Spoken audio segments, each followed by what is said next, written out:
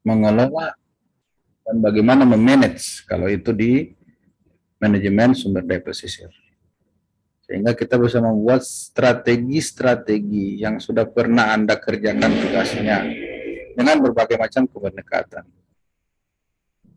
Nah, seperti yang sudah saya berikan kemarin, tugas kemarin, sampai dengan Anda bisa merancang. Kalian sudah mendapatkan mata kuliah manajemen sumber daya pesisir kan dari saya? Sudah ya? Sudah, Pak. Ya. Jadi kalau di manajemen sumber daya pesisir itu mengelola daya pesisirnya. Ya. Apakah dia dikelola untuk dilestarikan atau dikelola untuk kepentingan pemenuhan kebutuhan, ya. Atau bisa dikatakan mengelola jasa lingkungan yang diberikan oleh tiga ekosistem tadi, yakni mangrove, lamun, dan terumbu karang. Itu kalau manajemen, mengelola sumber dayanya. Kalau ekologi lebih kepada kajian potensi-potensi apa yang ada di dalam ekosistem pesisir itu, baik itu mangrove, lamun, dan terumbu karang.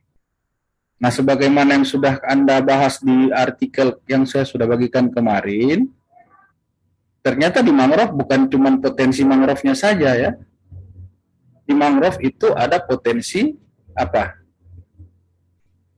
Misalnya di mangrove, ada potensi apanya? Ada potensi apa? Potensi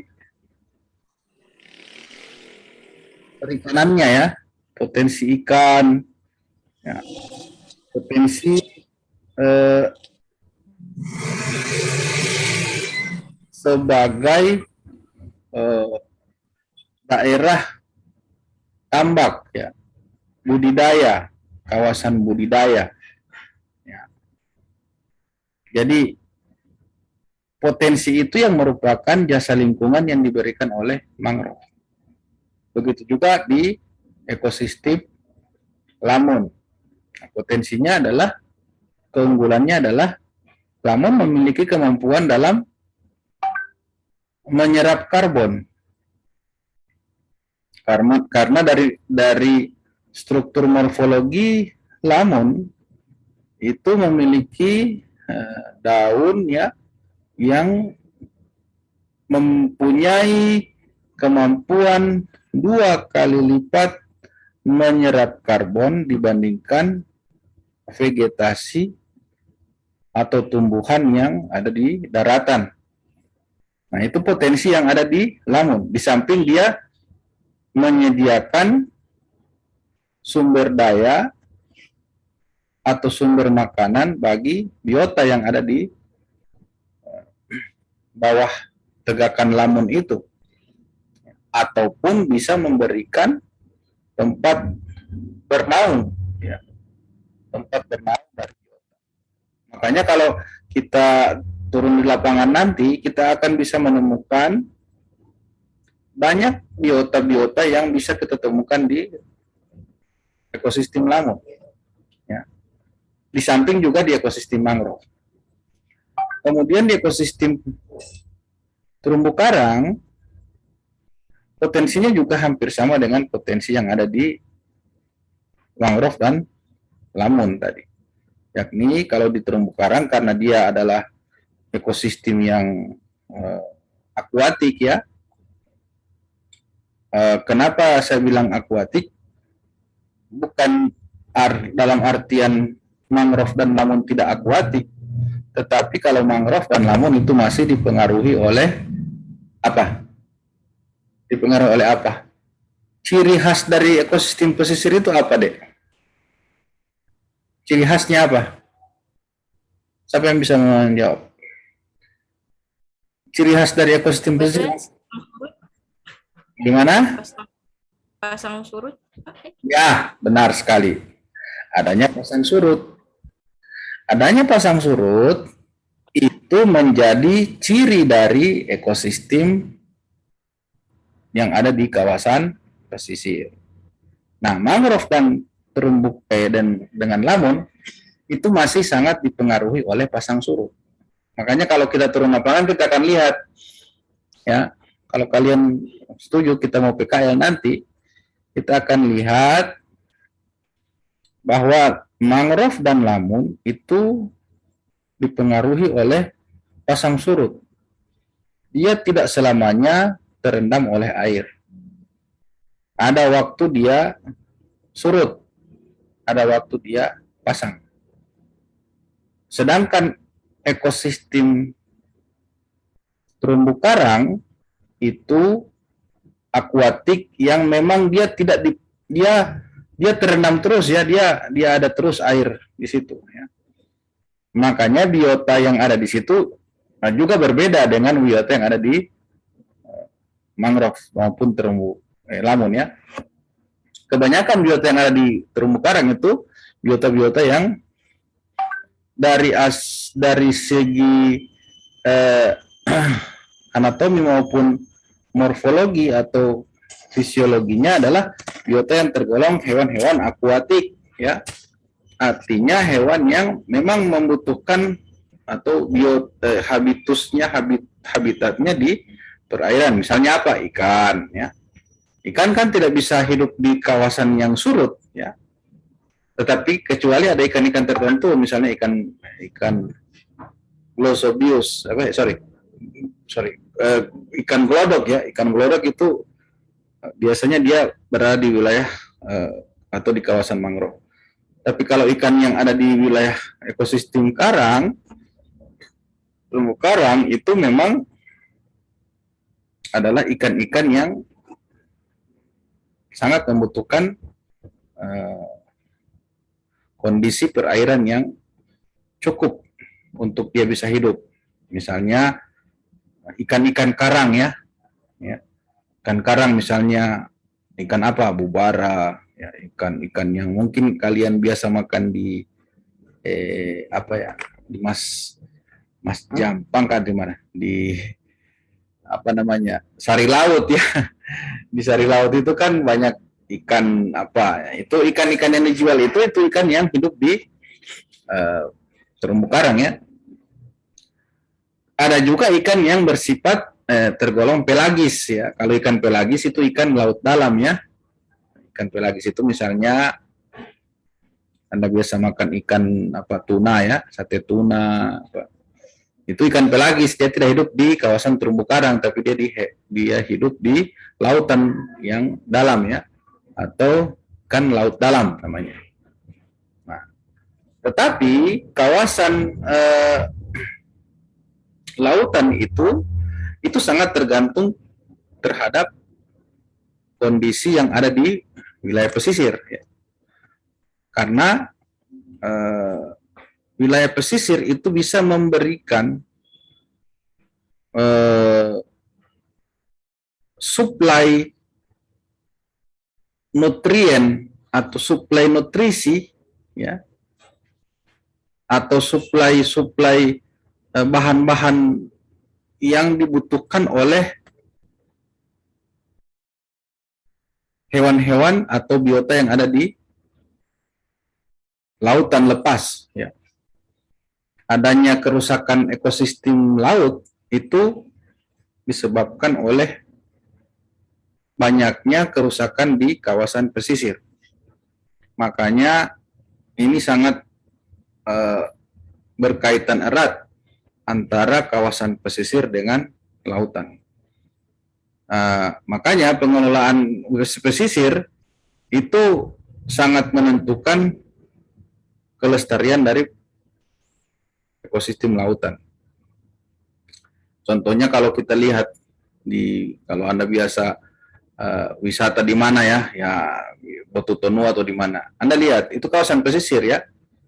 Walaupun memang ekosistem lamun dia tidak terlalu banyak, mangrove malah tidak ada, tapi ada karang, tapi karangnya karang mati.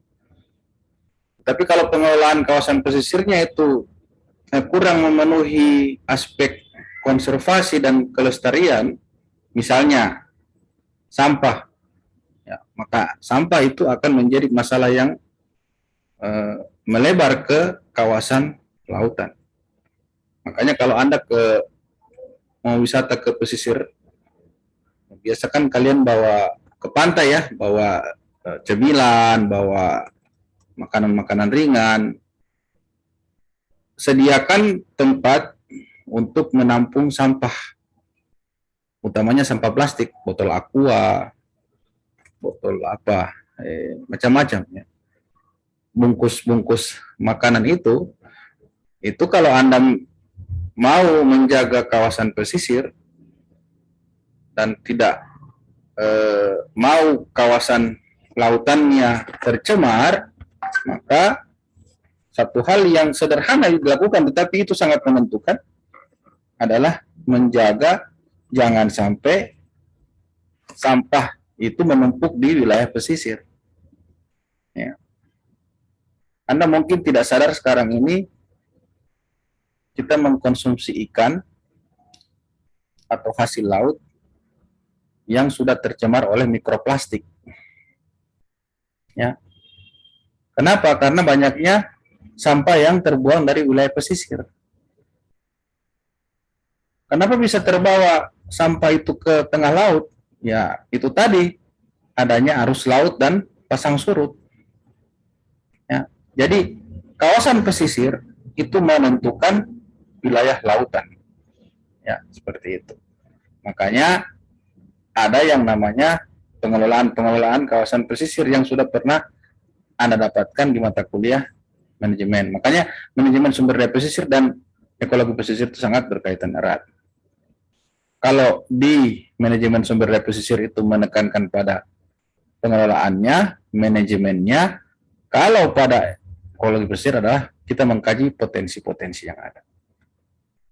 Nah, sekarang kita kembali ke materi yang saya sudah paparkan tadi tentang bagaimana kita melakukan valuasi. Nah, sebenarnya valuasi itu terkait dengan nilai ekonomi ya. Ini bisa dilihat. Nilai ekonomi dari sumber daya alam ya, termasuk kawasan pesisir. Jadi, valuasi ekonomi itu bukan hanya mencakup atau terbatas pada wilayah pesisir saja, tapi karena pesisir adalah salah satu komponen dari sumber daya alam, maka itu bisa dilakukan valuasi ekonomi. Termasuk juga wilayah hutan yang ada di terestrial atau di daratan. Sehingga valuasi ekonomi itu dilakukan secara bisa dikatakan mencakup keseluruhan sumber daya alam. Pengertian umum atau definisi umum dari valuasi ekonomi adalah seperti ini, memberikan nilai kuantitatif terhadap barang dan jasa ya, yang dihasilkan oleh sumber daya alam. Ya. Terlepas dari apakah nilai pasar tersedia bagi barang dan jasa tersebut. Artinya, kita memberikan nilai kuantifikasi atau nilai ekonomi dari sumber daya alam. Ya. Jasa lingkungan itu adalah sebuah komponen yang menjadi hal yang komponen yang bisa memenuhi kebutuhan masyarakat ya, memenuhi kebutuhan manusia ya. Nah, kebanyakan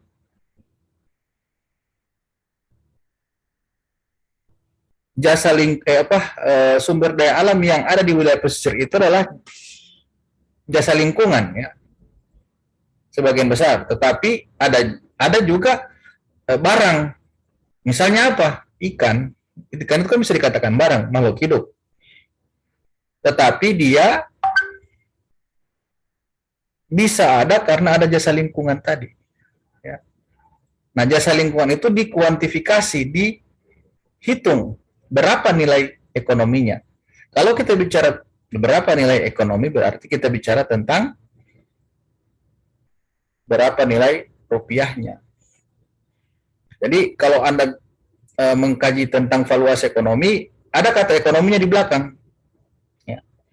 Kita menilai berapa nilai ekonomi dari satu sumber daya alam, termasuk kawasan pesisir, termasuk mangrove, termasuk lamun, dan termasuk terumbu karang. Jadi itu definisi dari valuasi ekonomi. Ya. Nah, ini definisi umum dari valuasi ekonomi untuk semua sumber daya alam, termasuk kawasan pesisir. Ya. Selanjutnya, bagaimana kita menilai atau bagaimana metode sumber daya melakukan penilaian terhadap valuasi ekonomi sumber daya alam? Itu ada yang namanya kita melihat berapa nilai ekonomi total dari sumber daya alam itu. Ya. Hanya dikatakan sebagai total value, ya. Nilai total. Nilai total dari apa? Nilai total dari sumber daya alam. Ya. Misalnya mangrove. Berapa nilai ekonomi dari mangrove itu? Misalnya terumbu karang. Berapa nilai ekonomi dari terumbu karang? Termasuk juga lamun. Nah, yang kedua, kita mau melihat dalam valuasi ekonomi, kita juga perlu atau wajib mengkaji atau menilai berapa besar kerusakan atau degradasi yang terjadi di lingkungan atau di kawasan yang ada sumber daya alam itu. Sehingga dengan mengetahui bentuk degradasi atau kerusakan, maka kita bisa menghitung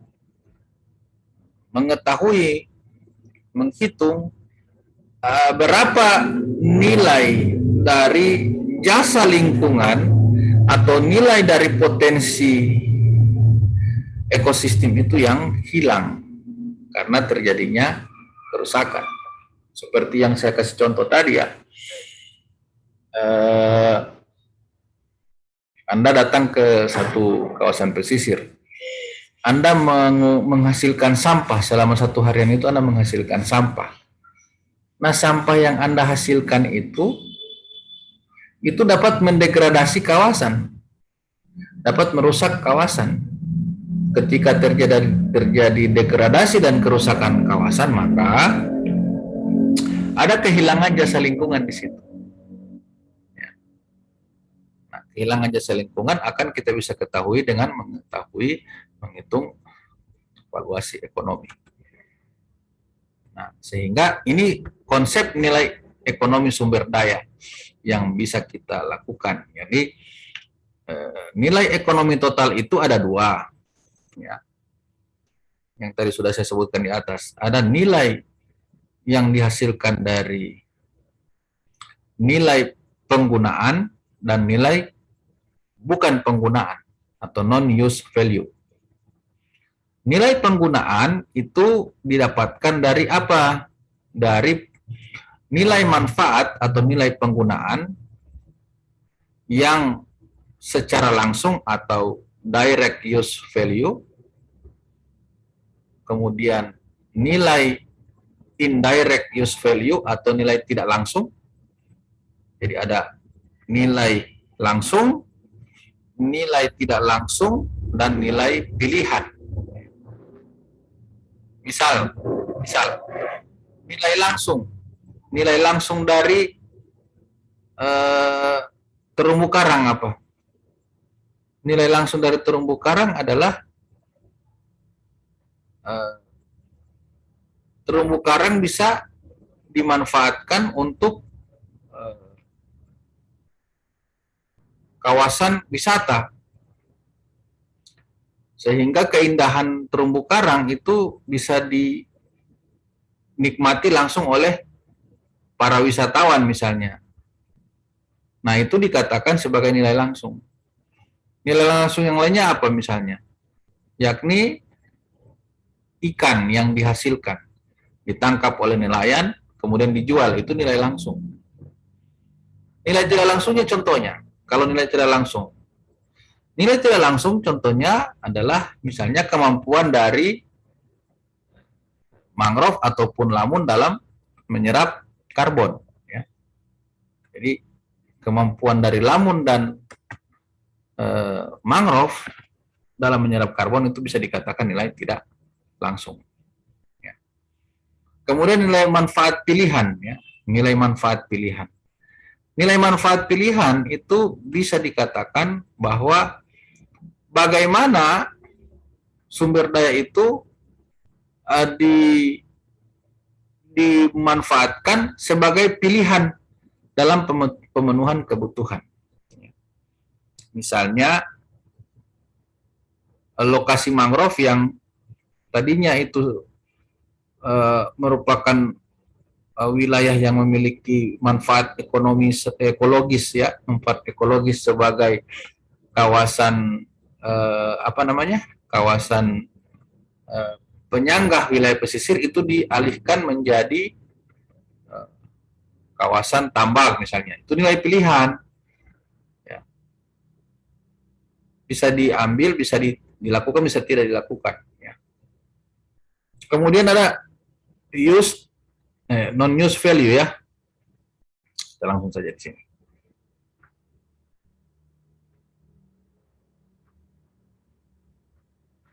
Loh, kenapa ini?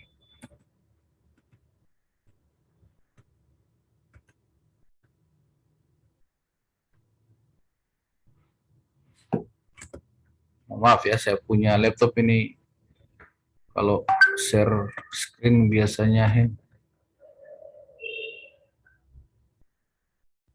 ya, non-use value itu bisa berarti, nah ini, nilai yang diwariskan dan nilai keberadaan, ya. Nilai keberadaan dari satu kawasan, satu ekosistem. Nah, itu semua dinilai dengan menggunakan perhitungan-perhitungan secara ekonomi. Kita langsung saja pada contoh, ya.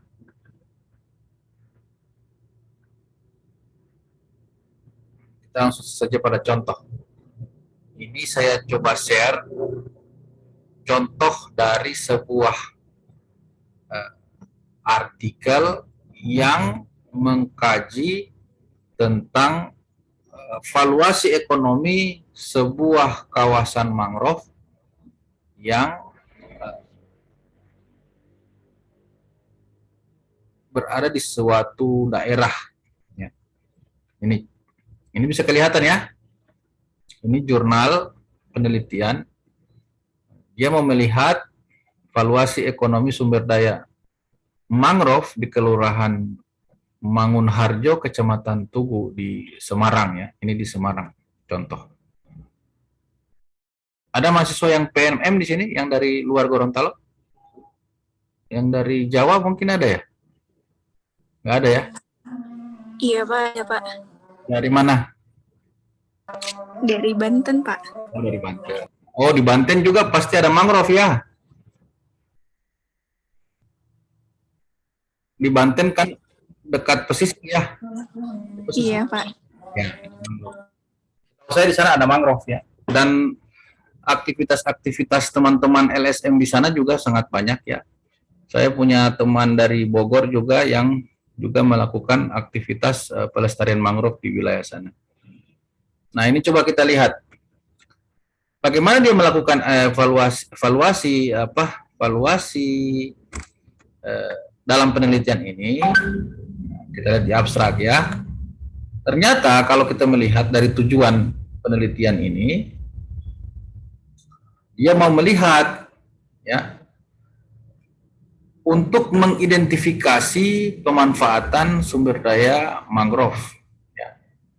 Menganalisa valuasi ekonomi, itu total economic value, ya. Total nilai ekonomi atau nilai ekonomi total, sama saja. Sumber daya mangrove kemudian dikonversi, yang dimana mangrove yang ada di wilayah Semarang ini dikonversi menjadi tambak. Nah, ketika setelah dikonversi menjadi tambak, dia menilai berapa nilai ekonominya setelah menjadi tambak. Jadi sebelum menjadi tambak berapa nilai ekonominya, dan setelah menjadi tambak berapa nilai ekonominya. Nah, dia menggunakan metode yang seperti saya sampaikan tadi. Dia melihat nilai manfaat langsung, manfaat tidak langsung, manfaat pilihan, kemudian manfaat guna dan manfaat non guna. Ya. Nah, di sini katakan bahwa analisis yang digunakan adalah metode identifikasi, ya.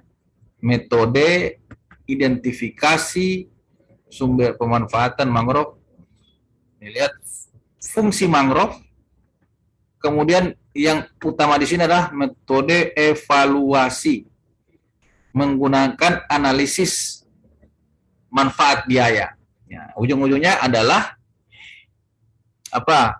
Ujung-ujungnya adalah menghitung berapa nilai ekonomi.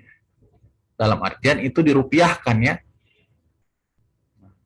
Ini dihasilkan bahwa dalam penelitian ini menunjukkan bahwa pemanfaatan ternyata wilayah mangrove yang ada di wilayah Semarang itu, di Mangunharjo itu, dimanfaatkan oleh warga lokal untuk menangkap ikan, ya, tempat menangkap ikan, utamanya ikan belanak, kemudian ada perikanan tambak, ya, ada kemudian udang, ada kegiatannya ada tambak udang, ya, ada tambak ikan bandeng, tambak udang. Ada juga kegiatan pelestarian mangrove, yakni membibitkan mangrove. Tetapi ada juga buah mangrove yang dimanfaatkan. Sehingga berapa nilai ekonomi total yang diperoleh, inilah yang dilakukan analisis. Kita lihat di hasilnya. Ini hasilnya, ya, yang saya sudah bold ini. Bahwa wilayah mangrove yang ada di wilayah kelurahan, kawasan mangrove yang ada di wilayah kelurahan Mangunharjo itu memiliki nilai 7,1 hektar, di mana ada 75 hektar dari 7,1 hektar. Kelurahan Mangunharjo secara administratif memiliki luas 7,1 hektar. Dengan ekosistem mangrove-nya itu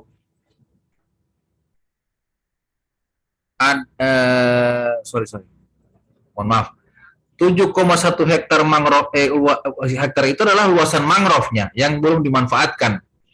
Kemudian 75 hektar itu sudah dimanfaatkan menjadi tambak produktif.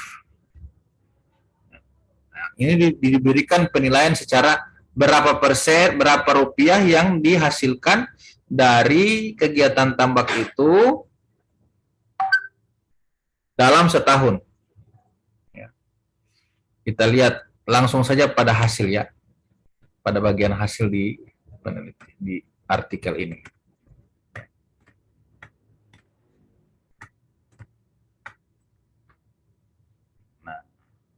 Nah, sebelum kita lihat hasil, kita lihat dulu metodenya.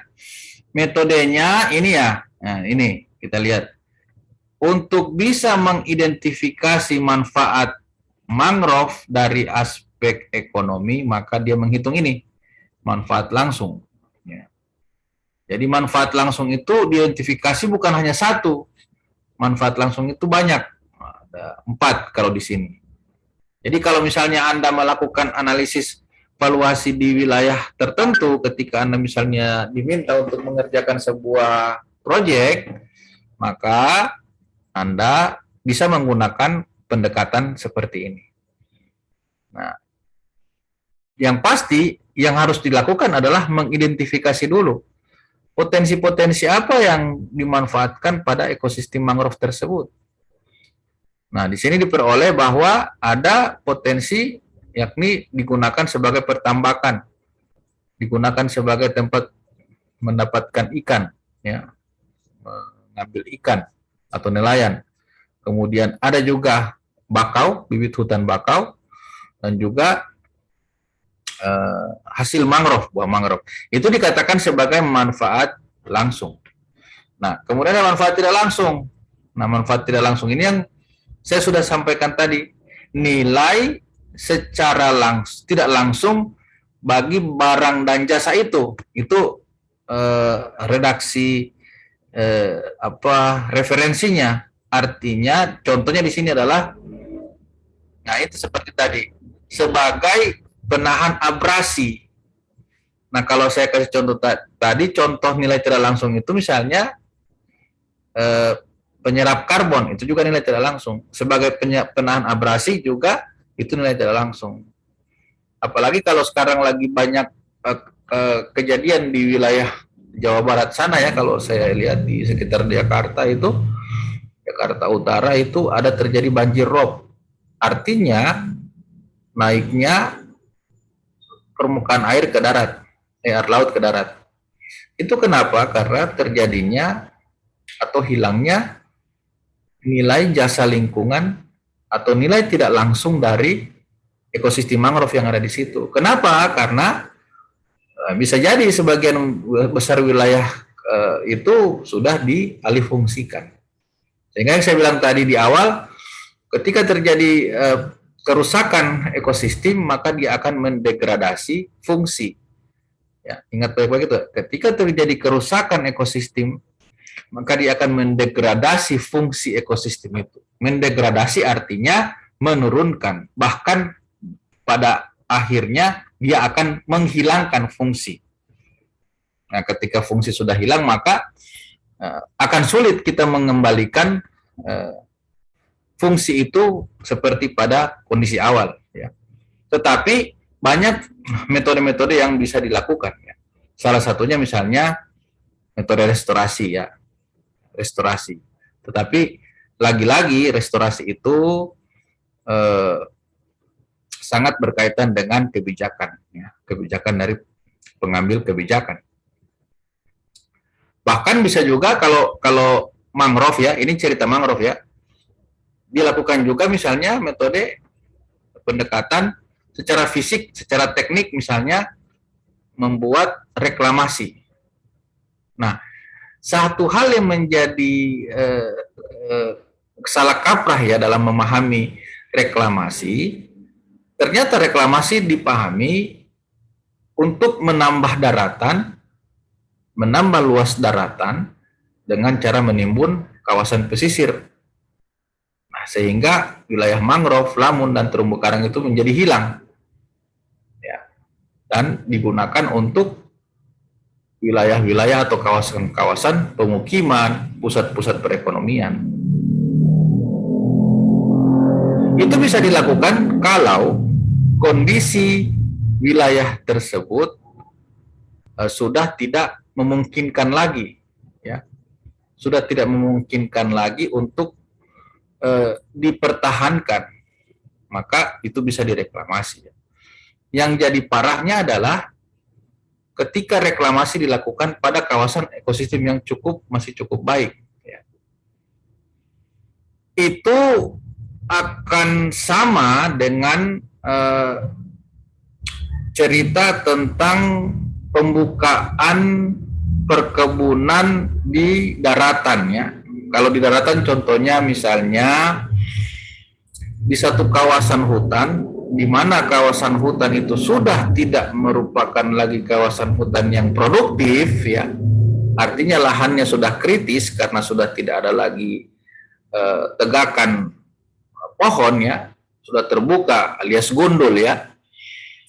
Artinya lahannya sudah kritis, maka itu bisa dimanfaatkan misalnya sebagai perkebunan monokultur, misalnya dijadikan sebagai tempat perkebunan sawit misalnya, atau tanaman tahunan yang satu jenis. Tetapi fakta yang terjadi di lapangan itu sangat berbeda. Justru hutan yang cukup bagus, yang masih bisa memberikan suplai sumber daya, terutama air, atau mengatur iklim di wilayah itu, justru itu didegradasi, dihilangkan, kemudian digantikan oleh perkebunan monokultur. Begitu juga terjadi di wilayah pesisir, ya. Nah, yang direklamasi itu harusnya kawasan yang memang sudah tidak produktif, itu bisa dimanfaatkan.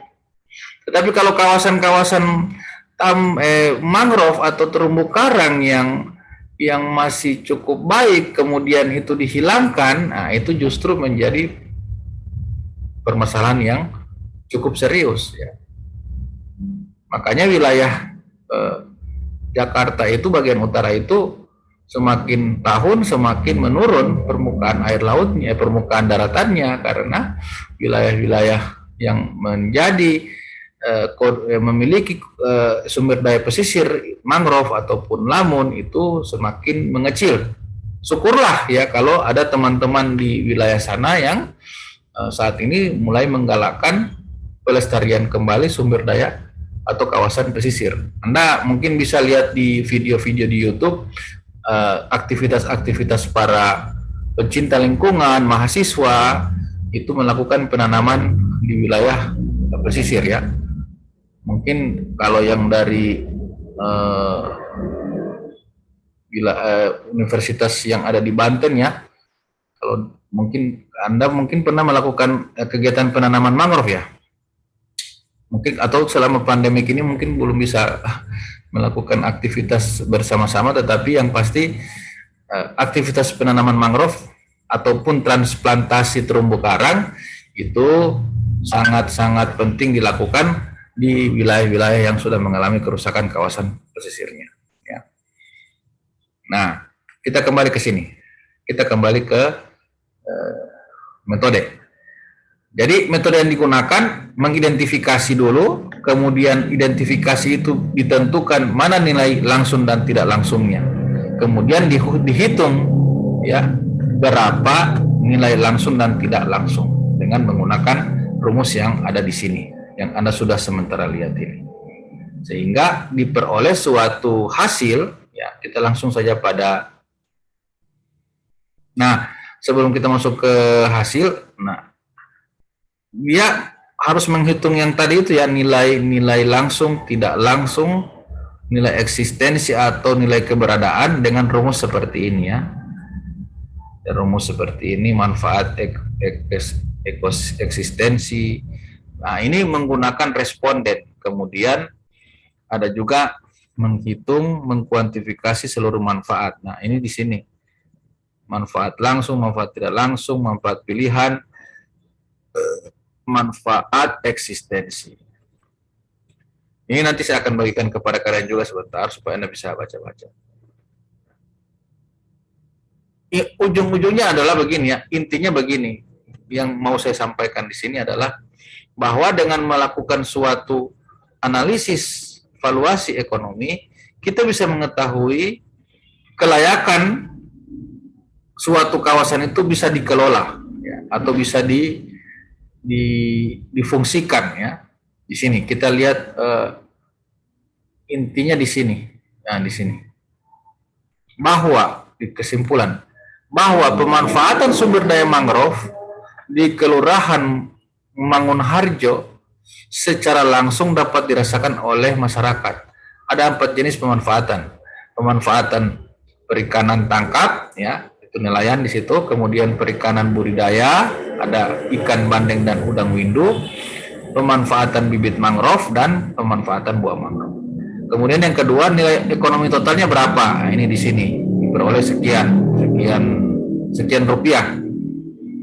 Kemudian nilai manfaat sumber daya di kelurahan yang tertinggi yaitu manfaat tidak langsung. Nah, di bagian akhir dari kajian ini dia mau melihat mana yang paling tinggi, nilai manfaat langsung atau manfaat tidak langsung, ya. Nah, dengan adanya analisis manfaat langsung dan tidak langsung, maka kita bisa kalau seperti kasus ini, ternyata yang paling tinggi itu ada manfaat tidak langsung. Artinya kalau manfaat tidak langsung berarti jasa lingkungannya itu sangat-sangat perlu dipertahankan. Karena kalau nilai tidak langsungnya menjadi rendah secara otomatis kawasan itu mengalami degradasi atau telah berkurang jasa lingkungannya. Karena nilai tidak langsung itu adalah nilai yang memanfaatkan jasa lingkungan yang ada. Nah, itu contoh dari sebuah kajian tentang menghitung bagaimana kita menghitung valuasi ekonomi dari kawasan pesisir, contohnya ekosistem mangrove. Sampai di situ ada pertanyaan?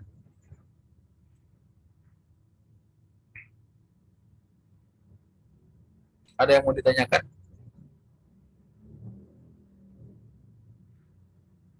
Untuk sementara belum ada ya? Baik, kita lanjut.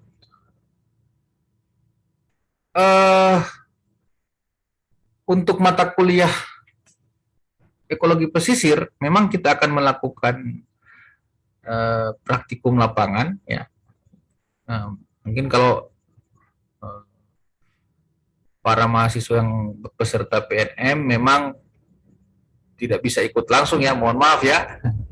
Tapi kalian saya akan tetap berikan tugas ya, tugas. Mungkin Anda melakukan observasi langsung di lokasi Anda, untuk tempat tinggal Anda masing-masing, dan saya akan berikan penuntun praktikumnya. Jadi saya coba share penuntun praktikumnya. Jadi Anda silahkan melakukan survei ya, kalau yang di PNM ya.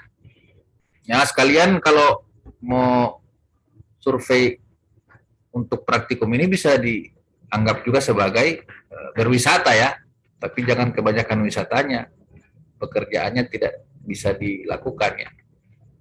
Ini penuntunnya, Anda harus melakukan bagaimana Anda menentukan status kesehatan terumbu karang ya di wilayah Anda lah.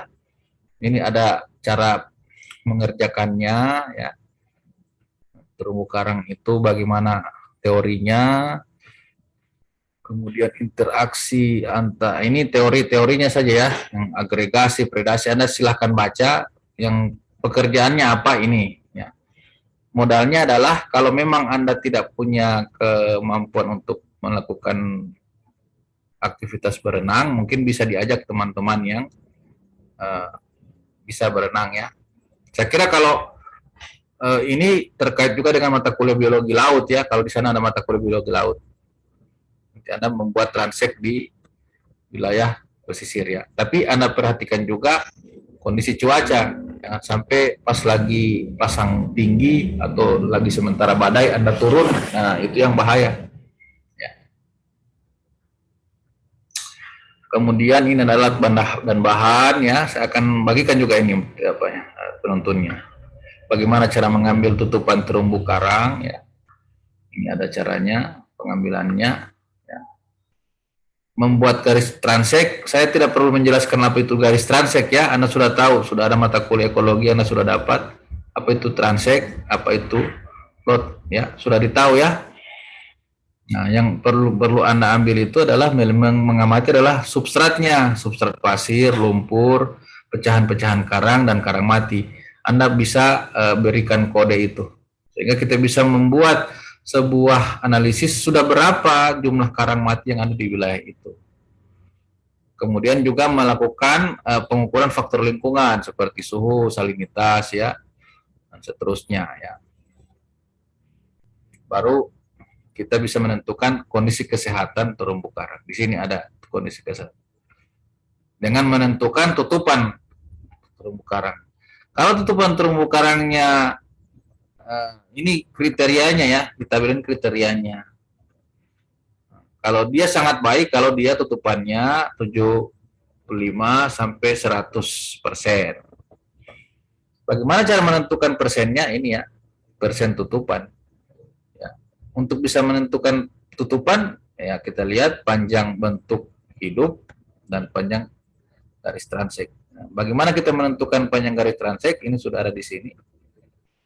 Ya. Ada 45 meter sejarah garis pantai. Kemudian mengamati transek sepanjang 20 meter selama 6 menit. Mengamati itu artinya menghitung jumlah rumpun ya dari terumbu karang yang ada di situ.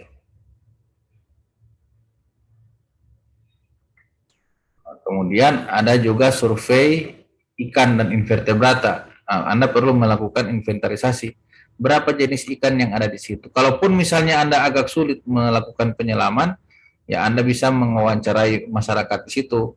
Biasanya masyarakat di situ nangkap ikannya itu kebanyakan jenis ikan apa ya. Kalau bahasa lokalnya ditahu, ya silakan dicari bahasa atau istilah ilmiahnya. Anda juga bisa melakukan line transect ya di wilayah terumbu karang. Kemudian untuk menentukan jaring-jaring makanan ya di terumbu karang ini ada kegiatannya, ada teorinya, metodenya. Ini ada metode melihat sumber daya makanan, ya. Kemudian melihat komponen rantai makanannya, karnivora, herbivoranya, omnivoranya, kemudian melihat tipe-tipe sedimennya, kemudian melihat feeding mode, ya, bagaimana cara atau cara biota di situ makan ya. Misalnya kebanyakan di situ biota yang ada di situ pemakan tumbuhan atau dia bisa bersifat detritus atau pengurai ya. Itu bisa dilihat di situ dengan menggunakan metode ini. Kemudian ada melihat pergerakan ya, pergerakan dari biota yang ada di situ ya. Dilihat motilitasnya, habituasinya, kemudian tuberculosnya ya. Nah, ini ada penjelasan. Kalau tuberculosis itu dia diam di tempat, sering mengubur diri. Misalnya contoh, kalau kepiting itu kan biasa mengubur diri ya. Kalau motil itu bergerak itu misalnya dia bergerak, nanti dia makan baru dia bergerak ya. Kalau dia tidak mencari makan dia diam. Itu bisa diamati ya. Nah itu bisa dilakukan di lapangan ya. Ini contoh ya. Jenis biotanya apa, food source-nya bagaimana, ada kodenya di situ. Kodenya bisa kita ambil dari kode yang ada di sini ya. Ini ya, growing, growing. Kalau EB itu berarti dia food source. Food source itu dia EB, SS, ada OM ya. Itu kita bisa patokannya di sini. Motility. Kemudian diet, food types, tipe makanannya, feeding model, motility, habitat, itu kita bisa ambil di sini penuntunnya ya. Nah, kemudian ada padang lamun ya. Nah, padang lamun teorinya, kemudian yang pasti Anda menentukan dulu jenis lamunnya apa. Nah, ini cukup sangat mudah karena ini kita bisa gunakan metode seperti di ekologi. Nah, kalau kita mau melihat atau mengkaji analisis vegetasi tumbuhan bawah, nah biasa kita menggunakan plot ya. Karena lamun itu tidak sama dengan pohon seperti mangrove, lamun itu dia ya kalau di daratan dia sama dengan rumput ya, tumbuhan bawah.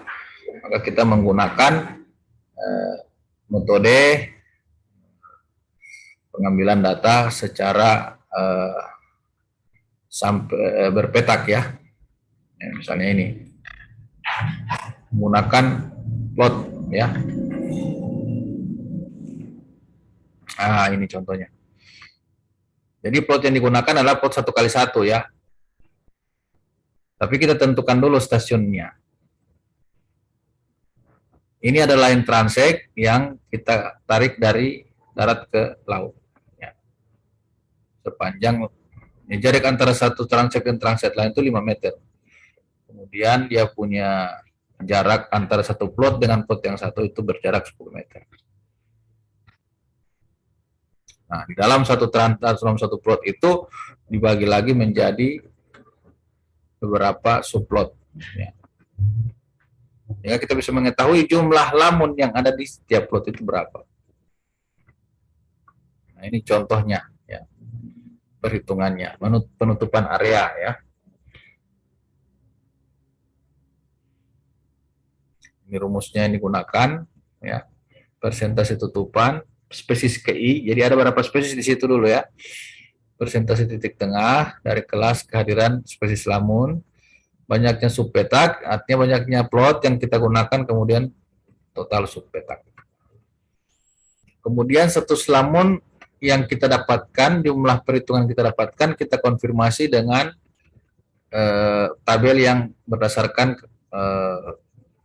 keputusan Menteri Lingkungan Hidup. Ini di sini. Ya, kalau dia persen penutupannya, kalau dia kurang dari lebih dari 60%, maka dia sehat. Kalau dia kurang dari 60 atau antara 30 sampai 59 itu cukup, ya, kurang sehat lah, tapi ya antara sehat dan kurang sehat. Tapi kalau kurang dari itu maka dia miskin. Miskin itu artinya tutupannya sangat jarang. Nah, kemudian juga bisa dilakukan sensus makrofauna yang ada di wilayah pesisir. Ya. Artinya Anda menghitung jumlah biota. Jumlah biota kemudian dihitung per jenisnya, kemudian setiap jenis itu ditotalkan, kemudian dibagi dengan luas area. Ya, itu untuk mangrove dan lamun dan terumbu karang ya. Kalau mangrove itu kita menggunakan metode analisis vegetasi yang sudah pernah Anda dapatkan di mata kuliah ekologi. Ya. Karena mangrove itu tegakannya ada pohon, anak pohon, dan seedling, maka kita menggunakan metode kuadrat. Ya. Di mata kuliah ekologi saya kira Anda sudah dapatkan itu ya.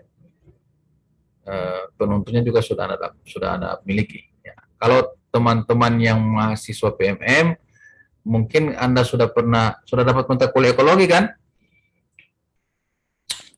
Iya, sudah Pak. Ya, berarti Anda sudah pernah praktek ya, bagaimana analisis vegetasi ya. Nah, untuk mangrove, Pak. Gimana? Kalau untuk prakteknya belum pernah, Pak. Oh, ekologi belum pernah ya? Ya, izin menanggapi ya Pak. Ya. Kalau di kampus saya, ya, praktik lapangan ekologi itu mengamati yang ada di hutan, tapi itu tentang pohonnya aja Pak, tidak terumbu karang atau mangrove, karena di tempat kami itu terumbu karang dan mangrove itu sangat jauh Pak. Seperti itu. Oke. Kalau karena ini kawasan pesisir, memang pengambilan datanya harus di wilayah pesisir ya. Kalau terumbu karang dengan lamun itu kan tadi penuntunnya saya sudah coba bikin highlights, jelaskan secara highlights ya, secara singkat. Nah, kalau mangrove itu dia hampir sama dengan pengambilan data pohon yang ada di hutan ya. Karena mangrove itu tegakannya sama dengan tegakan hutan. Walaupun memang jenis tumbuhannya eksklusif ya, tidak sama dengan hutan yang secara umum.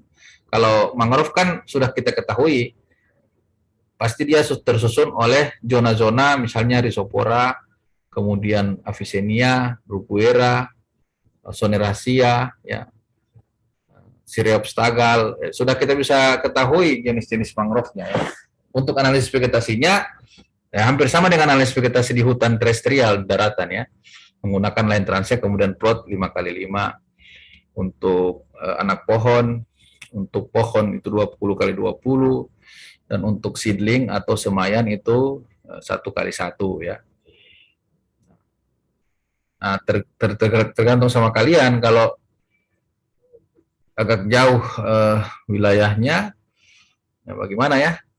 Anda mungkin bisa cari teman-teman yang bisa membantu untuk datanglah ke satu kawasan pesisir yang ya walaupun hanya satu anu saja, satu ekosistem saja yang diperoleh. Misalnya, oh di sini cuma mangrove ya, di mangrove aja yang Anda dapatkan informasi di lapangannya.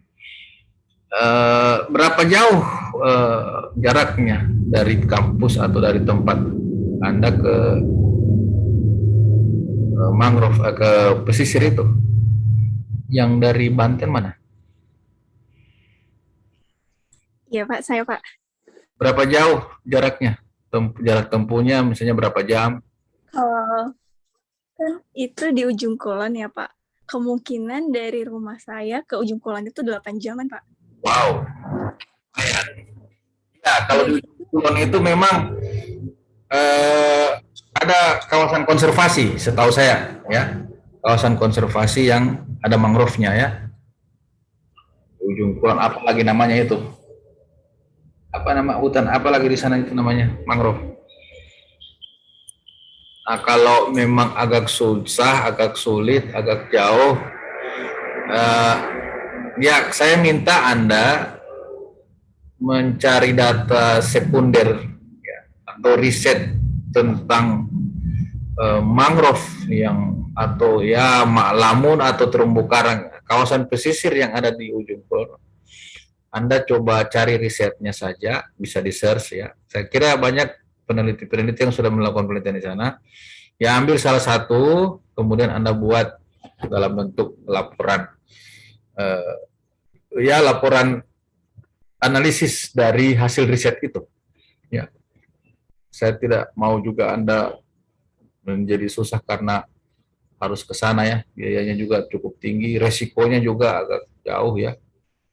Jadi kalau yang siapa ini Putri ya, Putri Handayani ya, Anda akan share riset yang terkait wilayah pesisir yang ada di ujung kulon ya. Silahkan Anda search, cari, kalau dapat salah satu riset, kemudian Anda buat analisisnya. Ya, analisisnya seperti analisis kajian dari riset itu, ada pendahuluan, ada kajian teori, ya, di pendahuluan ada tujuan, ya, tujuannya apa, yang pasti ada 3, menganalisis kondisi mangrove, lamun, dan terumbu karang. Kemudian kalau misalnya Anda dapatkan risetnya terpisah-pisah, ada riset mangrove-nya sendiri, riset terumbu karangnya sendiri, lamunnya sendiri, itu bisa Anda satukan. Ya, bisa ya, seperti itu ya. Kalau memang kondisi di wilayahnya agak jauh. Baik Pak, terima kasih banyak Pak. Ya. Yang dari yang dari Unsam. Unsam itu apa ya? Daerah mana Unsam? Jawa Timur ya? Universitas Samudra Pak, di Langsa Pak, di Aceh. Aceh ya. Aceh itu dekat pesisir kan? Kalau tempat saya kalau mau ke laut agak jauh juga. Jauh. Pak, tapi kalau mangrove di sana memang ada Pak. Mangrove di wilayahnya saudara ada? Ada. Ada ya. Jaraknya dari tempat tinggal ke situ berapa? Ke wilayah mangrove-nya? Sekitar 30 menit Pak. Wah, dekat. Oke, kalau potensi mangrove-nya hanya di pesisirnya hanya mangrove, ya silakan Anda melakukan pengamatan. Mungkin bisa ajak teman-teman ya untuk bisa mengamati kondisi kawasan mangrove, khususnya membuat analisis vegetasinya ya, analisis vegetasi. Iya Pak, izin bertanya Pak, ini kan wilayah mangrove-nya memang udah seperti kalau kayak di kami itu hutan mangrove gitu, memang sering dijadikan tempat wisata gitu Pak. Wisata. Data dari itu gitu Pak, diambil Pak. Gimana? Bisa misalnya kan kalau di tempat saya ini Pak, mangrove-nya itu memang udah ada hutan mangrove-nya, memang udah pemerintah itu melakukan konservasi di wilayah itu gitu Pak. Memang udah ada hutan mangrove yang sering dijadikan untuk tempat wisata. Kayak kalau di Gorontalo itu kemarin tuh ada mangrove inlove ya Pak. Ya, Ya, kurang lebih sama seperti di situ. Jadi untuk pengambilan datanya atau yang lain-lainnya itu berarti saya melakukan di sana begitu Pak. iya di wilayah itu, di wilayah mangrove itu. Ya, di wilayah tempat wisata itu bisa. Ini kan hanya praktek saja kan, kita mau melihat tutupan mangrove-nya, dominansi, frekuensi, kepadatan. Walaupun memang itu wilayah konservasi, tapi bisa dijadikan sebagai objek untuk praktek ya, seperti itu. Kira-kira bisa ya, untuk wilayahnya bisa di kondisinya bisa dilakukan pengambilan data di sana. Saya kira kalau kawasannya konservasi memang sudah dilakukan penanaman ya, tapi kita bisa jadikan sebagai objek untuk mempraktekkan metode penilaian kondisi mangrove ya, seperti itu, dengan menggunakan metode analisis vegetasi. Untuk analisis vegetasi saya kira metodenya sudah pernah dapatkan di mata kuliah ekologi ya, atau ada mata kuliah ekologi analisis vegetasi atau ekologi vegetasi ya. Di sana ada mata kuliah dasarnya. Sudah Pak. Izin Pak, kalau untuk praktek mana itu kami belum pernah ada Pak. Jadi untuk terjun ke lapangan atau melakukan metode-metodenya itu masih bingung Pak, apa yang harus dilakukan pertamanya. Secara teoritis di dalam mata kuliah ekologi belum pernah dikasih ya? Belum Pak. Oh. Jadi masih bingung Pak apa yang mau dilakukan, soalnya kan juga nggak ada tim pengajarnya juga gitu Pak. Bagaimana? Belum ada apa? Soalnya kan saya di sini sendiri gitu Pak. Jadi kalau nggak ada dosen pengajarnya gitu Pak. Mungkin kalau. Tapi mata kuliah ekologi udah pernah dapat kan? Belum juga Pak. Ini pertama kali saya dapat MK ekologi pesisir dan ya maksudnya mata kuliah ekologi kan. Kalau ekologi pesisir ini kan sebenarnya mata kuliah prasyaratnya harus ekologi dulu atau biologi umum ya. Nah sebelum ini kau semester berapa sekarang? Semester 3 Pak. Semester 3. Semester 2 udah dapat mata kuliah ekologi nggak? Nggak ada Pak. Nggak ada ya?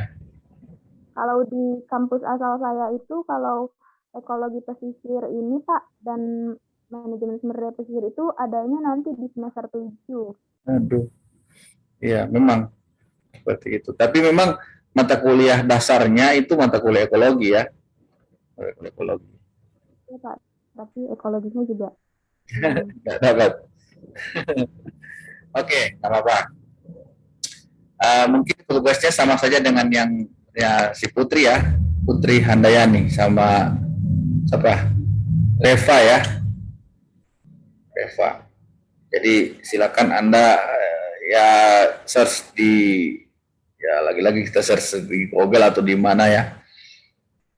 Cari artikel yang atau hasil riset yang mengkaji tentang kondisi mangrove, lamun, terumbu karang, 3 itu ya. Bisa risetnya ada 3, jadi ada 3. Itu Anda buat kajiannya, kemudian dibuat laporan. Nah, laporannya itu sistematikanya nanti mengikuti laporan sistematika laporan praktikumnya teman-teman yang di Gorontalo ya. Karena kalau di Gorontalo kan mereka nanti akan praktek langsung ya. Sistematikanya seperti itu. Walaupun sumber-sumber datanya Anda dapat dari riset ya. Anda juga bisa kalau misalnya Anda kesulitan ya banyak sebenarnya, ketik aja mangrove kata kuncinya, keywordnya di Google bisa dapat. Banyak juga riset-riset yang sudah saya dengan tim juga lakukan, bisa Anda lihat juga di situ. Yang biasa saya lakukan dengan teman-teman di sini, teman-teman dosen, mahasiswa, itu Anda bisa dapatkan di sana.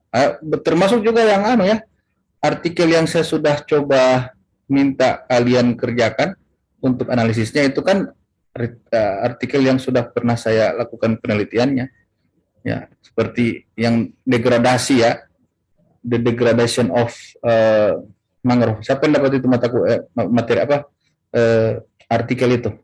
Kelompok mana yang dapat itu? Kelompok 3, Pak. Nah, itu bisa dijadikan sebagai rujukan juga ya. Kalau Putri sama Reva itu dapatnya gabung di kelompok mana kemarin? Itu tugas dari saya. Di kelompok 1, Pak. Atau itu apa artikel? Tapi artikel yang kelompok 1 sama, Pak, ekosistem mangrove, tapi di Torosi aja. Oh, itu penulisnya juga tetap saya kan? Yang Torosi. Iya, Pak. Iya. Tapi kayaknya itu yang Torosi aja itu bukan analisis vegetasinya ya, tapi biotanya kayaknya. Tapi saya tidak mengikat harus riset dari Gorontalo, tetapi silahkan kalian bisa search secara luas ya, mau dapat dari mana. Saya pikir di ujung kulon itu banyak ya, di muara sungai apa lagi namanya itu. Ya, banyak di sana penelitian tentang itu. Jadi untuk Reva sama Putri itu silahkan mencari, men-search artikel hasil riset mangrove, lamun, terumbu karang, kemudian Anda buat analisisnya, nah kemudian laporannya dibuat dalam bentuk laporan sistematika laporan praktikum ya. Jadi anggap saja itu data praktikum. Bisa ya? Izin bertanya, Pak. Ya. Itu deadline pengumpulannya berarti minggu besok apa gimana ya, Pak? Belum. Oh, belum. Jadi setelah praktikum mahasiswa yang di sini udah kelar, jadi mereka di sini kan masih mau persiapan mau turun lapangan. Nah, ya kalian nyari-nyari aja dulu bahan-bahannya. Misalnya dapat 10 atau 20 artikel, nah diseleksi mana artikel yang saya mau ambil buat data. Nanti setelah praktikum baru pelaporan ya. Jadi mungkin masih ada waktu 2 mingguan ke depan ya. Baik, Pak. Untuk memastikan format laporan berarti kami mengikuti laporan yang di UNG kan, Pak? Ya, praktikum. Nanti memang ada coaching tersendiri nanti dari tim praktikum ya, tim asisten ya, yang akan memberikan coaching khusus untuk pelaporan ya. Kan ada yang pasti sistematika praktikum. Laporannya kan kalau laporan praktikum kan ada pendahuluan, dasar teori, tujuan, alat dan bahan. Ya kalau alat dan bahan karena memang Anda kajiannya secara pustaka ya abaikan saja, datanya saja yang dimunculkan, sumber datanya dari mana, kemudian hasil ya pembahasannya. Yang akan saya tekankan itu di pembahasan karena saya akan menilai kemampuan Anda menganalisis ya, kemampuan kalian menganalisis seperti itu. Oke, untuk yang PNM 2 orang bisa clear ya? Deal ya? Bisa, Pak. Terima kasih banyak, Pak. Nah, yang mahasiswa di Gorontalo itu kita akan ketemu nanti, saya sudah sampaikan ke asisten. Nanti dijadwalkan kalian akan coaching ya. Kapan kita akan persiapkan? Kita akan praktek lapangan ya. Nanti di Torosi aja nanti. Karena memang Torosi aja itu lokasi laboratorium kita. Kita akan lakukan analisis kajian di sana bagaimana kondisi vegetasi mangrove yang ada di wilayah sana. Nah, kemudian untuk hari ini saya kira kajian tentang valuasi itu secara teoritis itu saya sudah sampaikan. Materinya mungkin tadi terlalu singkat, tetapi intinya yang tadi itu, clue-nya di situ ya, intinya di situ bahwa dalam mengkaji analisis valuasi, nilai-nilai langsung, nilai tidak langsung, nilai pilihan, ya, itu nilai keberadaan itu perlu diperhitungkan. Contoh dari perhitungan atau melakukan analisis valuasi itu Anda bisa pelajari lebih lanjut di file artikel yang coba saya sudah buka tadi, nanti saya share di grup ya, grup WA, Anda bisa pelajari di situ. Nah, tugas yang minggu depan ya, tugas minggu depan, yakni setiap orang itu mencari kasus atau case ya, sebuah case study ya, mencari case study, melakukan studi kasus. Ya, mungkin datanya pasti Anda harus tetap cari di internet ya, Anda share mungkin dari laporan apa misalnya, laporan kegiatan valuasi ekonomi di mana ya, khusus wilayah pesisir, atau dari artikel ya, itu Anda bisa search banyak di internet ya.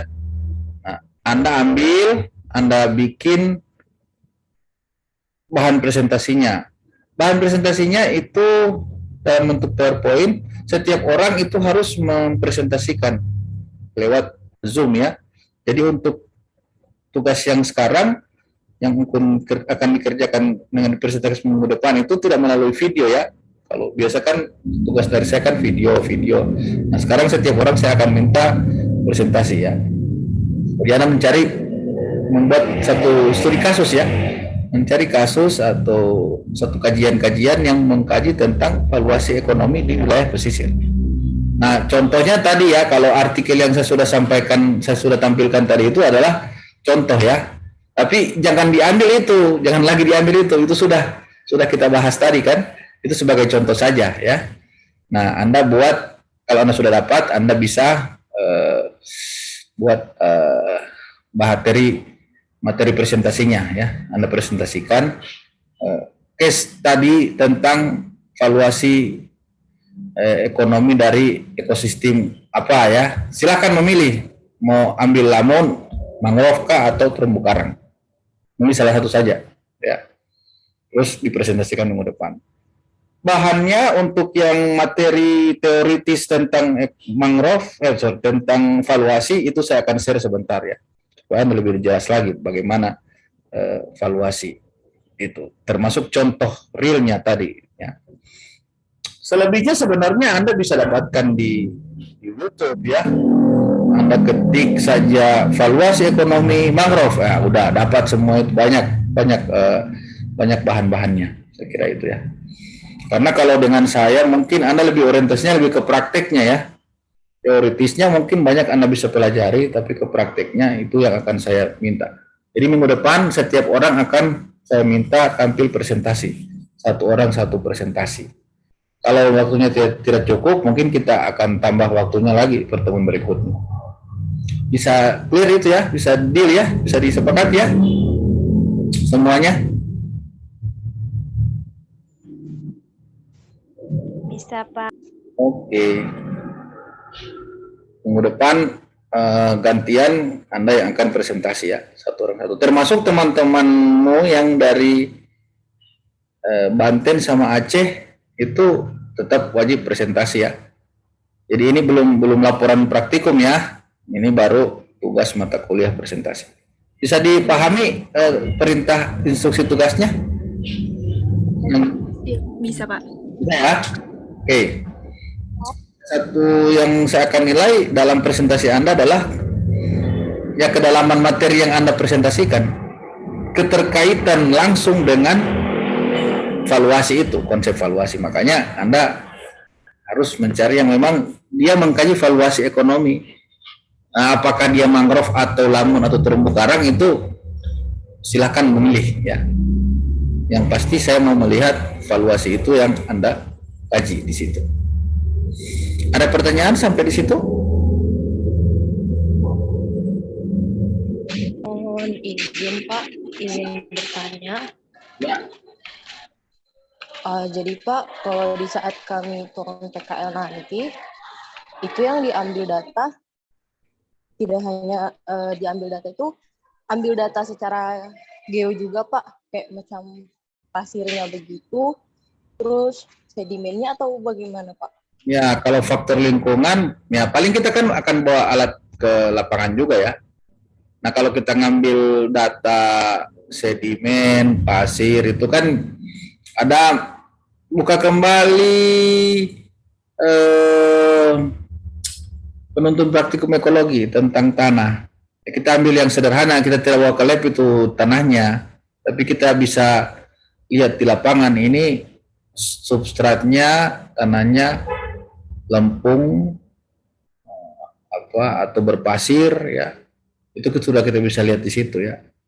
Kalau yang lain kayak faktor lingkungan, temperatur, pH, itu kan ada alatnya, kita akan bawa ke lapangan. Jadi Anda tidak bawa sampel.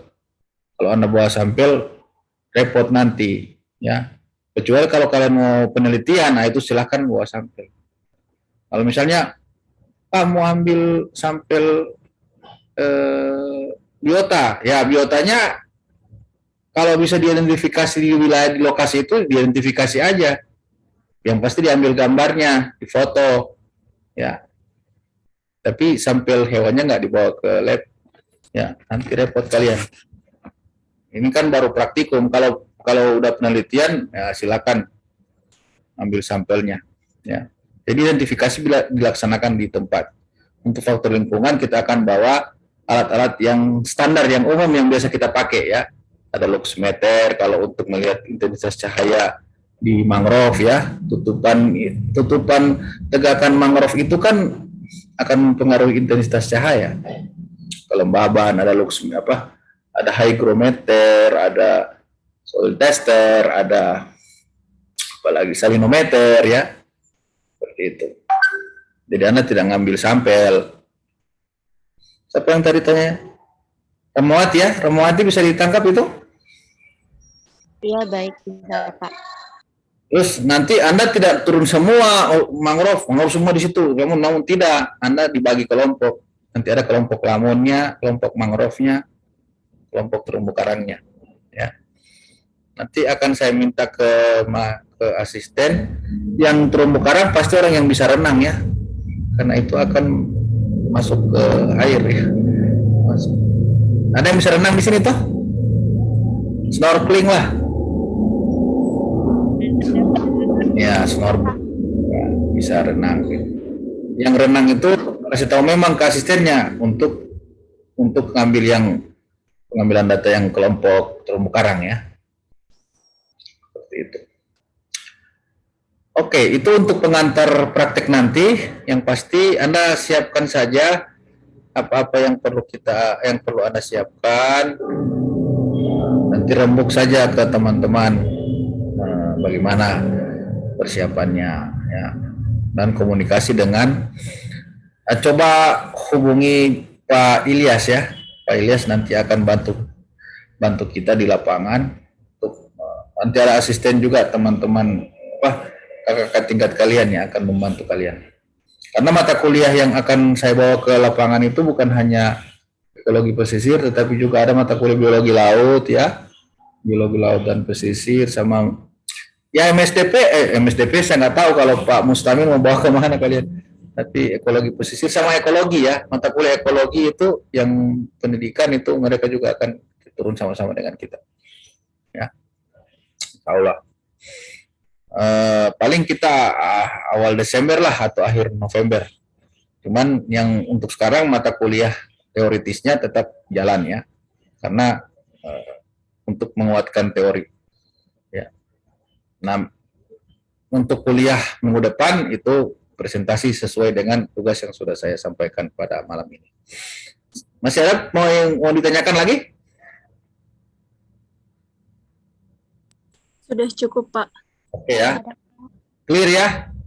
Saya minta ketua tingkat kelas A dan kelas B itu